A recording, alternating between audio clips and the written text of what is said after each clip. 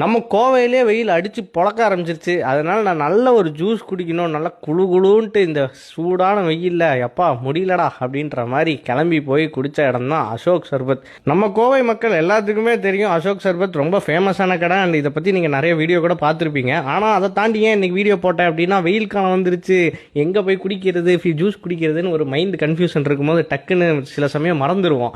So மறக்காமல் நீங்கள் இந்த கடைக்கு வர்றதுக்காக ஒரு ஞாபகம், ஒரு ரிமைண்டர் வீடியோ தான் இது. அண்ட் வந்து இங்கே ஆஸ் யூஷுவல் வந்து பார்த்தீங்கன்னா இங்கே ஜிபே அதெல்லாம் கிடையாது, ஒன்லி கேஷ் தான். அண்ட் வந்து இங்கே ரோஸ் மில்க் வந்து ரொம்ப நல்லாயிருக்கும். ஆக்சுவலி இங்கே வந்து இளநீர் சர்பத்தை பற்றி நிறைய பேர் சொல்லியிருப்பாங்க. பட் ரோஸ் மில்க்கும் வந்து செம டேஸ்ட்டாக இருக்கும் அப்படின்னு சொல்லணும்னு நினச்சேன். ஸோ கண்டிப்பாக ட்ரை பண்ணுங்கள். அண்ட் லஸ்ஸியுமே எப்படி இருக்கும் அப்படின்னு எனக்கு தெரியல, நான் அடுத்த தடவை குடிச்சு பார்த்துட்டு சொல்கிறேன். நீங்கள் குடிச்சிருந்தீங்க இல்லைன்னா இனிமேல் குடிக்க போனீங்கன்னா எப்படி டேஸ்ட் இருந்துச்சுன்னு சொல்லுங்கள். அண்ட் இளநீர் சர்பத் எப்பா 2 பேர் போனால் தான் கரெக்டாக இருக்கும்.